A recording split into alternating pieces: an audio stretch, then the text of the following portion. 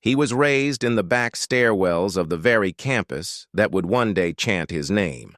While his father mopped floors in silence, he shot hoops in the dark with borrowed balls and dreams too big for his zip code. By 18, he wore the school colors. By 19, they called him a legend. His jersey sold out before tip-off. Local kids shaved his number into their hair. He was going to be the first from his family to graduate, to go pro, to change everything. Then, during a live interview, broadcast coast to coast, moments after a record-breaking win, he said a single word, one that millions heard, one that some considered unforgivable. In less than 24 hours, the school revoked his scholarship. Reporters turned, endorsements vanished. His name was scrubbed from campus walls like he never existed. But that's not where the story ends. That's where it starts. He was born into fluorescent lights and the smell of bleach, raised in the forgotten corners of a university that never knew his name. His earliest memories weren't of toys or cartoons, but of echoing stairwells, buckets of murky water, and the quiet shuffle of his father's feet, dragging a mop across tile floors long after most people had gone home.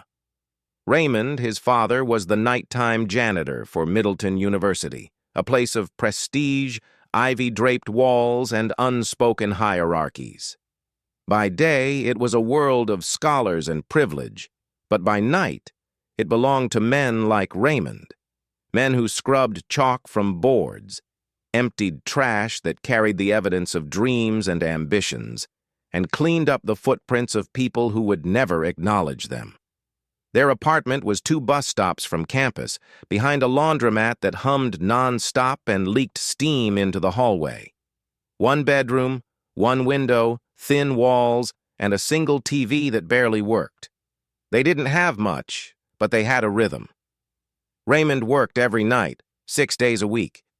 The boy, whose name would one day echo in that very gymnasium, tagged along sometimes, especially when his dad couldn't afford a sitter. He was quiet, observant, already aware that their place in the world came with certain rules. Stay out of the way. Keep your head down. Don't touch what isn't yours. He learned to dribble on waxed hallways and shoot imaginary baskets into the air vents. When Raymond took his break, they'd sneak into the old rec gym. It was always dark, the court empty except for the sound of squeaking shoes and breath. There was no scoreboard, no cheers, just the rhythm of motion, the squeak of rubber soles, and the bounce of a ball that wasn't even his. His first real basketball came from the university's Lost and Found. A worn-out Spalding with faded grip and the name Marcus written on it in Sharpie. He didn't know Marcus, but he thanked him every night. Outside their apartment, the neighborhood gave no favors. The streets were cracked, the stores boarded up, and opportunity felt like a rumor. Most kids his age learned to fight before they learned to read. But he learned focus. He learned to wait. Every morning before school, he ran laps in the alley behind the laundromat, dribbling that old ball, shooting at a milk crate rim he and his dad had nailed into a telephone pole. He ran until the sun came up, until his breath caught fire, until he felt like someone else, someone bigger, faster, untouchable. At school, he was quiet. Teachers called him polite, if forgettable. But he never forgot anything. Not the way Raymond limped home each morning with sore knees and stained hands. Not the way people looked through his father on campus, as if he were part of the furniture. And not the way he swore to himself, silently day after day, that he would change it. Not just for them, but for every kid who came from the place where dreams got thrown out with the recycling. He didn't have trainers. He had YouTube clips. He didn't have a gym membership. He had street courts with bent rims and broken glass. But he had discipline, obsession. He spent summers practicing footwork in parking lots, winters running suicides in boots because his sneakers had holes. By 8th grade, his jump shot was cleaner than most seniors. By freshman year of high school, he was dunking on kids who didn't even know his name. And still, no one noticed. Not the newspapers, not the coaches. They were too busy watching the prodigies with private trainers, the sons of former pros, the kids with polished highlight reels and perfect smiles. He didn't have a highlight reel. He had calluses and hunger. But eventually, hunger gets too loud to ignore. During a citywide tournament, the underfunded, overlooked high school team he played for went up against a prep school powerhouse. He dropped 38 points, stole the ball 6 times, blocked 4 shots, and led a comeback that left the gym in silence. It wasn't just a win. It was a message. Someone filmed it on a phone. It went semi-viral among scouts. A week later, a recruiter from Middleton showed up at one of his practices, watched for 10 minutes, and pulled out a pen. He was offered a full ride. The irony wasn't lost on him. The school that once treated his father like a ghost now wanted to give his son a future. He accepted. Not for prestige, not even for basketball, but for the chance to rewrite everything. The night before he moved into the dorms, Raymond sat quietly at the kitchen table, his mop leaning against the wall like a retired soldier. His son packed his things with the same careful hands he used on the court. Methodical, precise, unshaken. When he stepped onto campus that fall, nobody knew his name. But soon, everyone would. And it wouldn't be because of who he came from. It would be because of who he became. He arrived on campus with 2 duffel bags and a name no one could pronounce correctly. The first few weeks felt like an elaborate dream stitched together with foreign fabrics, strange schedules, unfamiliar faces, and long corridors filled with noise he didn't yet understand. While others strutted across the quad in branded sweatsuits and wireless headphones, he kept his head low and his steps quiet. He wasn't there to impress anyone. He was there to earn every second on the court. Middleton University had seen star athletes before, recruited from national circuits, prepped in elite academies, polished to shine under pressure. But they had never seen someone like him, raw, lean, focused, with a calm that unsettled even the loudest upperclassmen. The gym became his anchor. While others went to parties or flirted in lecture halls, he went to the gym. He showed up early, before the assistant coaches arrived, and stayed after until the janitors flicked the lights twice. He knew those janitors. Some had worked alongside his father. They let him stay a little longer than they were supposed to. He picked up every drill like it was gospel. When the rest of the team jogged laps, he sprinted. When they practiced free throws, he took double. He watched tape obsessively, taking mental notes not just on his moves, but on his teammates' tendencies, his opponent's weaknesses, the rhythm of the game that only true students could hear. He wasn't flashy, he didn't trash talk, but he made himself indispensable. One by one, the coaching staff started noticing the little things, his spacing, his timing, his ability to read plays before they happened. He turned rebounds into fast breaks. He dove for loose balls in scrimmages like they were gold coins. He passed more than he shot, but when he shot, it landed. Every point he scored felt like a thank you note to every closed door he'd ever pushed against. At first, the other players didn't know what to make of him. He wasn't from a club circuit. He didn't have a fan base or a personal trainer or a verified social account. He didn't carry himself like a future star. He just worked. Eventually, that became impossible to ignore. Senior players who once called him walk-on material now asked him how he cut so fast off screens. The assistant coach started using his hustle clips in team meetings. The head coach mentioned him in interviews. Slowly, the echo of his sneakers began to sound like thunder. By the time conference play began, he wasn't just in the rotation. He was starting. He played with an intensity that didn't fade. His stat lines weren't always eye-popping, but his impact was everywhere. Box scores couldn't capture his effect on momentum, on spirit, on the invisible language of basketball. The gym, once just a place of possibility, became something more. It became sacred. It became the one place in the world where he felt entirely himself, where the silence of who he was transformed into the roar of who he was becoming. With each game, the stands filled. Students began chanting his name, sometimes mispronounced, sometimes not. He never corrected them. He didn't care about syllables. He cared about wins. But he heard the noise growing, felt the wave swelling behind him. Professors nodded to him in the hallways. Local kids started drawing his number on their notebooks. He was on flyers, then on the school's homepage. A university that once saw his father only as a mop and a uniform now printed the son's face on merchandise and banners. But even as the spotlight widened, he stayed close to the shadows.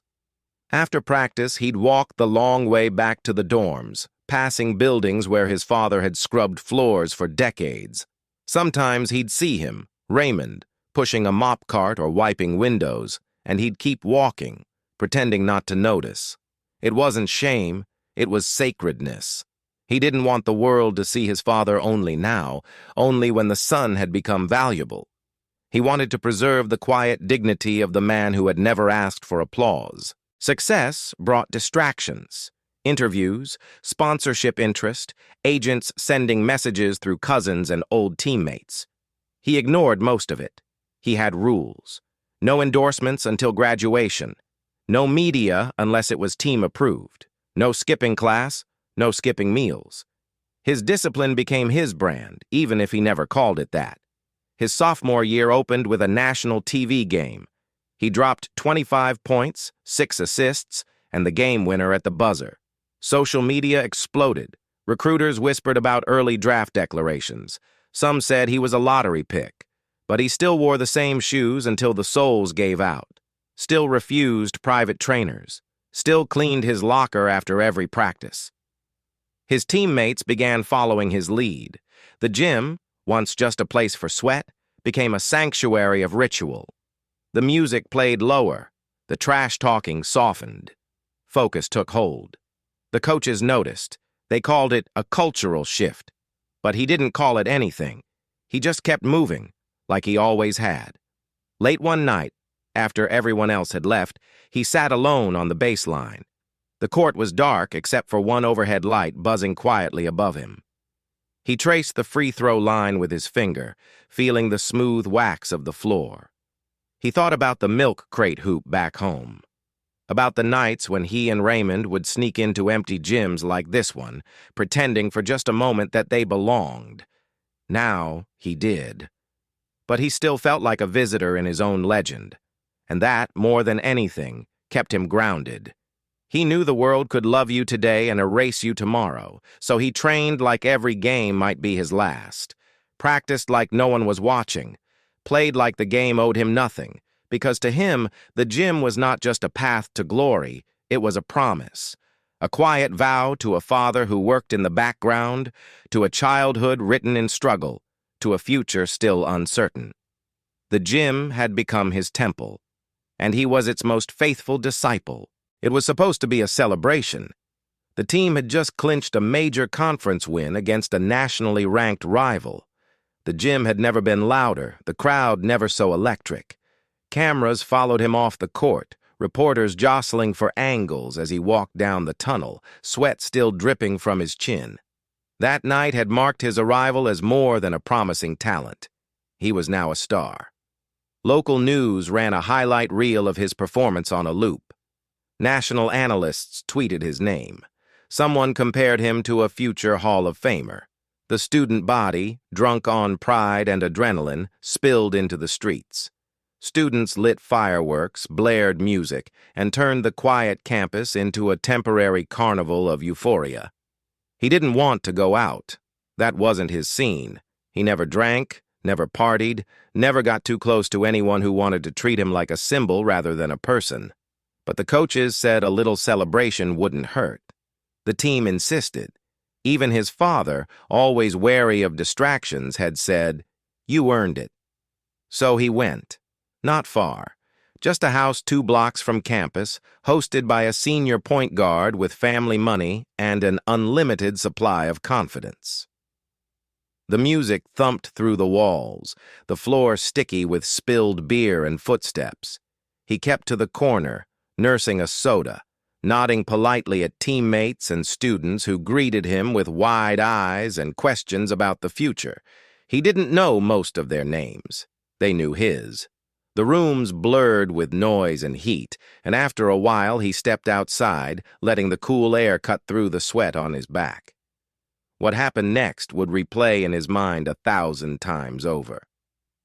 There was an argument, not with him, between two others on the porch. It escalated fast. Someone shouted, someone threw a drink. Words were exchanged, sharp, angry, loud. He wasn't involved, but he turned toward the sound, his instincts sharpened by years of tension. Then a phone came out, then another.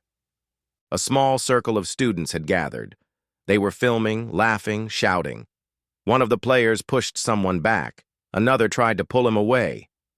And then came the word. One word, one syllable. It cut the air like a blade. He didn't say it. He wasn't even close to the argument. But one of the phones had caught a blurry figure, him, reacting to the chaos with a single, exasperated expression. Not directed at anyone, not shouted, barely audible. But it was enough. It wasn't a slur. It wasn't hateful. But it was deemed inappropriate, offensive out of context, stripped of meaning by pixels and assumptions. Within hours, the clip had made its way online, out of context, surrounded by shouting, frozen in digital judgment. By morning, it was viral. The university issued a brief statement. "We are aware of a video circulating involving a member of the men's basketball team. An internal review is underway." He woke up to dozens of missed calls. Teammates, coaches, his father, his inbox flooded. His name, once praised in headlines, now sat beside words like controversy, discipline, investigation. He sat alone on the floor of his dorm, watching the looped clip with hollow eyes. It wasn't fair. He hadn't said anything hateful. He hadn't meant anything cruel, but meaning didn't matter anymore. Only perception. The university held meetings. Administrators who once shook his hand now looked at him with cold neutrality. Some faculty members defended him. Others distanced themselves.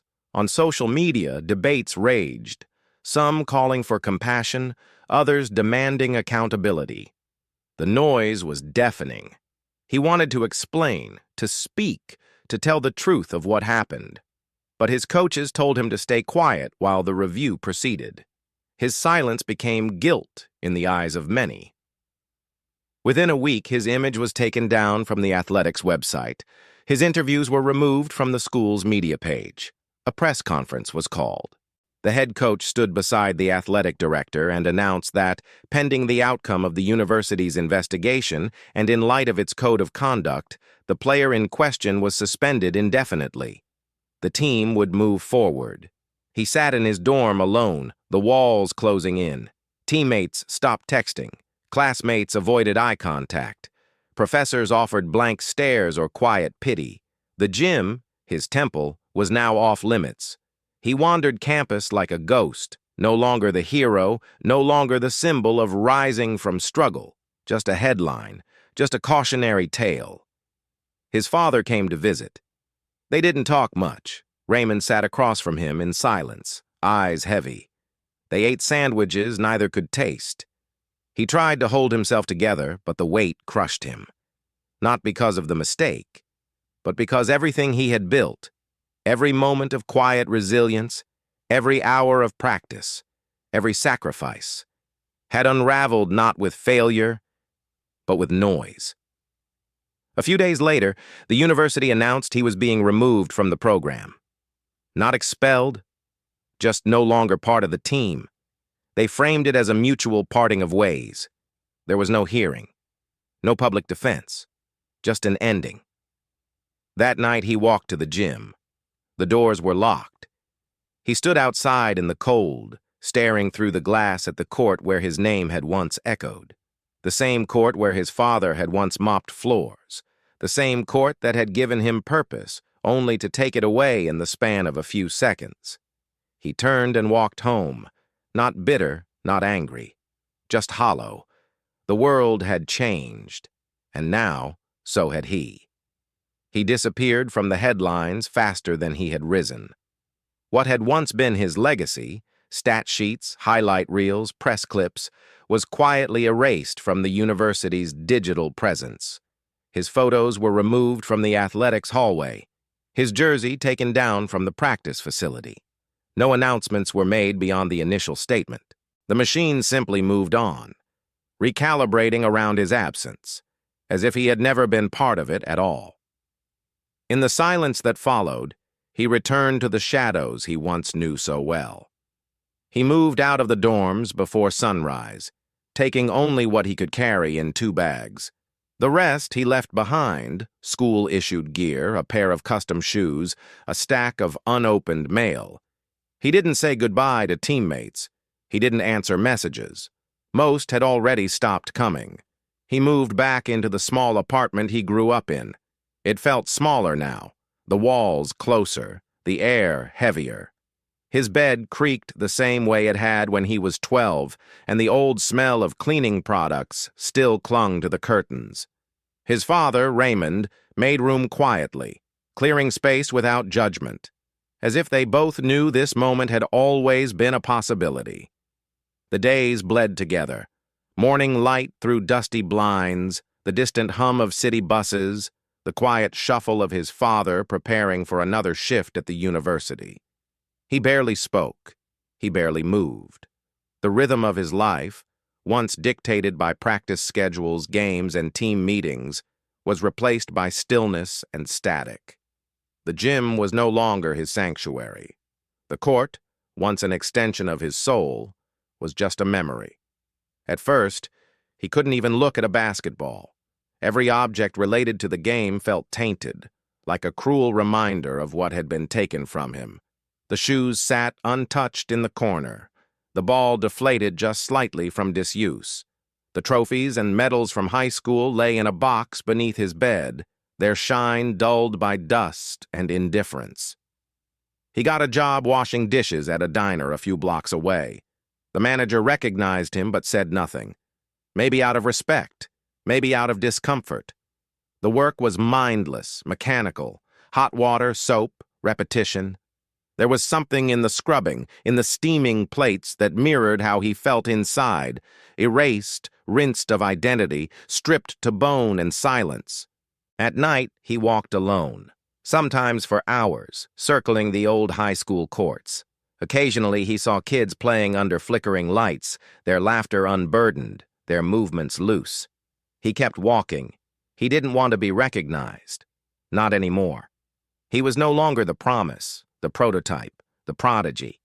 Now he was just the kid who threw it all away, or so they said. The whispers followed him. At barber shops, corners, even in church pews. Everyone had a version of what happened. Some blamed him, some defended him, most just pitied him. But the worst part wasn't the judgment. It was the forgetting, the way people moved on, the way the story got smaller every day until it was barely a footnote. He had been great, and then he wasn't. That was all the world needed to know. Raymond never lectured.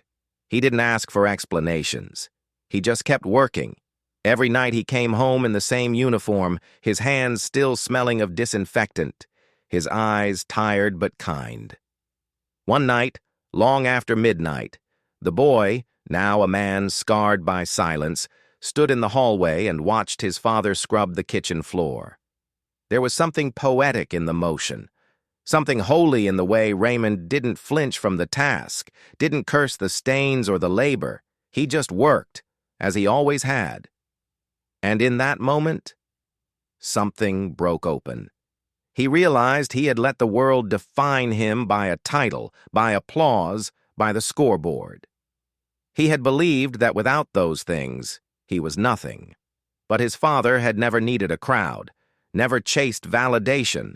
He simply showed up, every day, for years, scrubbing floors in buildings that had never seen him. So he picked up a rag, got on his knees, and started to clean beside him. It began as a gesture, a moment of solidarity. but something shifted in the repetition. As his hands moved across the tile, he felt the weight of the past few months begin to settle, not as defeat, but as grounding. He wasn't special because he had been a star. He was still here because someone had shown him how to stand after falling. He didn't rush back to the court. He didn't announce a comeback. He just rebuilt himself, slowly, waking early, eating better, reading books he never had time for before. He volunteered at a community center on weekends, not to coach, not at first, just to help clean, set up chairs, sweep after the kids left. He found comfort in anonymity, in being useful without being visible. And one day, a boy recognized him, not from the scandal, not from the games, but from a YouTube video of a crossover he had pulled off 2 seasons ago. The boy mimicked the move awkwardly, then smiled. That smile lit something inside him. Not ego, not nostalgia, purpose. The next week he brought a ball, showed up early, ran drills with the kids. No jerseys, no cameras, just the rhythm of motion and breath and shared effort. And for the first time in months, he felt something close to joy. He wasn't trying to reclaim what he lost. He was planting something new, a garden in the wreckage. A future not defined by fame or scandal, but by persistence. By the end of that month, he was coaching twice a week. Kids started showing up just to see him, not because of who he had been, but because of how he showed up now, quiet, consistent, kind. He was still scrubbing, still cleaning. But now it wasn't shame. It was sacred. Because sometimes, to rebuild your life, you have to wash away the version of yourself the world built, and start again with your own 2 hands. He had spent weeks avoiding it, months even. The video, the frame, the moment that had unraveled everything. In his mind, it had already calcified into legend, shaped more by shame and hearsay than by fact. He had replayed it in the silence between breaths, in the spaces between work and sleep.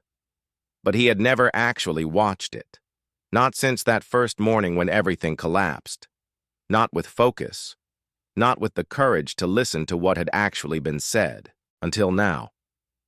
He sat alone in his room, laptop balanced on his knees, the same room he had grown up in, where a ceiling fan spun endlessly above his head like time refusing to stop.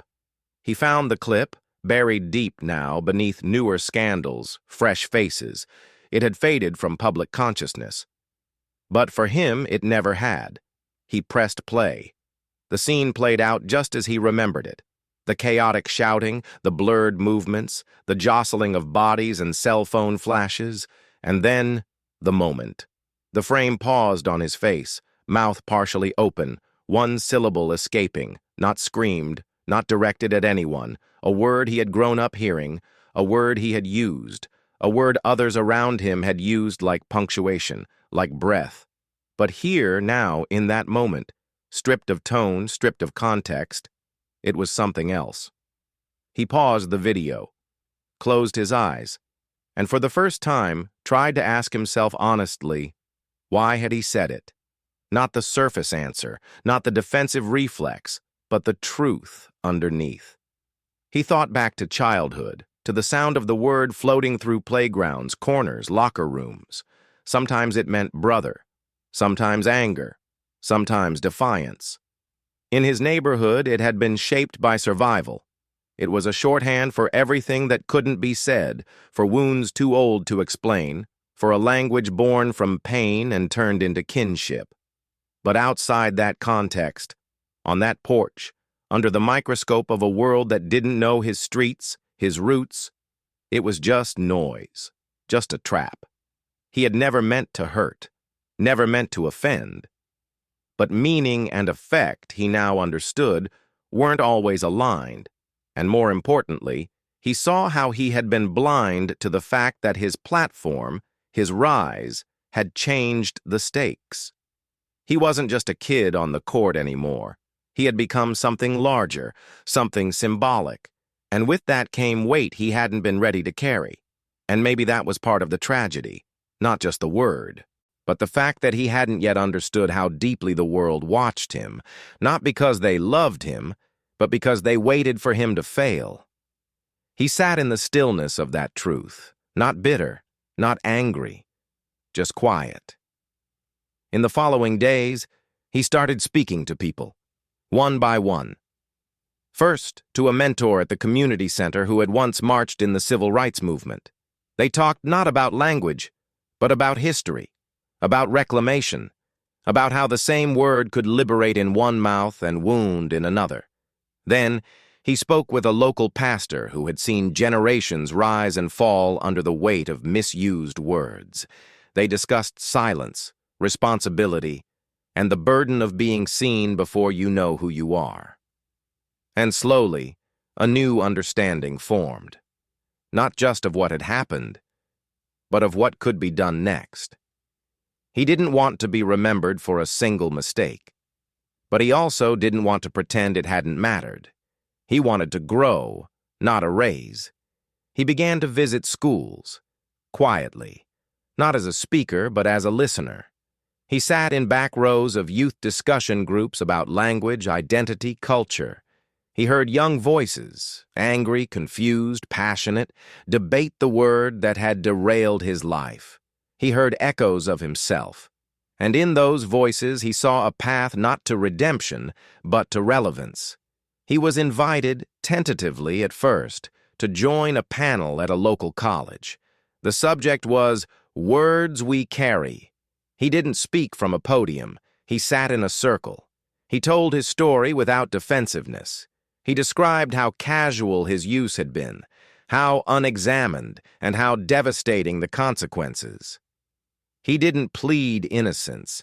He pleaded context. And he offered a truth most in the room had never heard from someone in his shoes.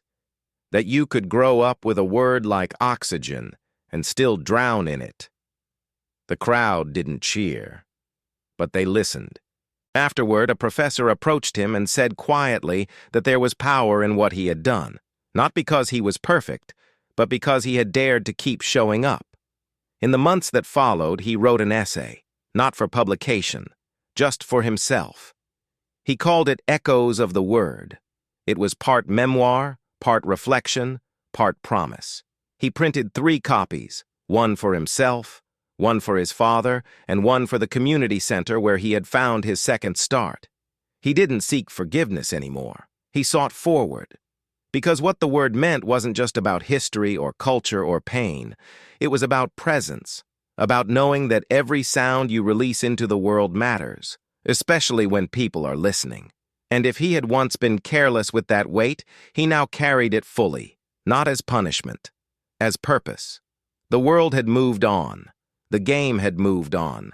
The team he once played for had already recruited his replacement, another young name, another promising body to fill a roster and stir the crowd. He watched the games sometimes, alone, late at night, when the glow of the TV was the only light in the room.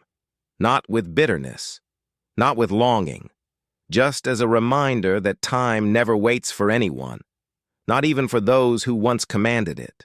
But he wasn't chasing the spotlight anymore. He had stopped chasing altogether. Instead, he walked with purpose through hallways no one filmed, through gyms no one televised. He had become something else now, not a prodigy, not a cautionary tale, just a presence. And sometimes, that was more powerful than anything he had ever been on the court. At the community center, he was known as Coach now, not because he demanded it, but because the kids had given it to him. It wasn't about drills or plays. He taught them how to move with rhythm, how to fall without breaking, how to speak without being heard and still mean something. He talked about footwork and effort, but he also talked about silence, about anger, about identity, about the things that don't show up on stat sheets but define who you are when the game ends. The kids respected him, not for who he used to be, but for how he showed up every day, rain or shine, sore or energized. He showed up even when the world had turned its back. That, to them, was what made him real. One afternoon after practice, a local reporter stopped by the gym. Not from a national outlet, not looking for scandal or a comeback story, just a woman from a community paper who had heard there was someone worth listening to here.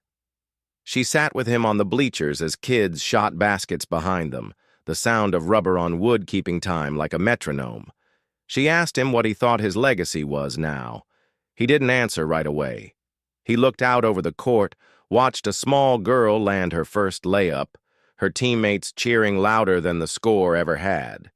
Then he said quietly that maybe his legacy was that he didn't disappear. That was the thing. Most people fall and vanish. Most people lose something big and let the loss define them. But he had stayed. He had kept showing up. And in doing so, he had become something few athletes ever did, a constant, even after the cheering stopped. Eventually, the article ran. It didn't go viral, it didn't trend, but it made its way into mailboxes and break rooms, and more importantly, it made its way into a nearby university president's inbox, the same university where he had once worn their jersey, once sat in their locker room, once been erased. The message was short, an invitation to return, not as a player, not even as a student, but as a speaker for incoming athletes, to talk about pressure, about language, about second chances. He thought long about it. Then he accepted. On the day he arrived, he wore a simple hoodie and jeans. No entourage, no cameras, just himself, standing at a podium in a room filled with fresh faces and quiet curiosity. He didn't talk about stats. He didn't talk about regrets. He talked about truth, about what it feels like to be young and on fire and not know how close the fuel is to the flame. He talked about how the world is always watching and how sometimes that pressure breaks you, but also how what you build after the breaking is more permanent than what came before. After the talk, a freshman approached him. Nervous, hands trembling, he said he was scared of messing up, scared of saying the wrong thing, scared of not being good enough. He looked at the boy, smiled, and told him the only thing that really mattered, that it's not about being perfect, it's about being present, and when you mess up, you show up again. That conversation stayed with him, long after he left the university that day, long after the sun set behind the bleachers where he used to warm up, because it reminded him that his story wasn't just his. It belonged to anyone who had ever risen too fast, anyone who had ever tripped on the spotlight, anyone who had ever been taught that one mistake erases all your worth. He began writing again, this time not for himself. He started compiling stories, his and others, stories of resilience, failure, quiet redemption. He called it Legends in the Shadows. It wasn't published by a major house. It was printed locally, donated to high schools, read in small groups, but it grew. Eventually, he was asked to speak more, not on sports shows, but in auditoriums, churches, youth centers. He didn't sell a brand, he didn't perform, he just stood in his truth, raw and rooted. One night, after another long talk, he walked into the empty gym at the community center. The lights were low, the air still. He picked up a ball, spun it once in his hand, and stared at the hoop. Then he sat down. Not to play, just to be there, just to feel it, because now he understood. He didn't need to score again to matter. He didn't need to be remembered for his vertical or his jump shot. He had become a different kind of legend, the kind that doesn't fade with time, the kind that teaches others how to stand after falling, the kind that never makes the front page, but saves lives in back rooms, the kind that lives not in banners or trophies, but in the breath between giving up and getting up, and in that quiet, in that gym, under that soft hum of lights and memory, he smiled. He was finally home.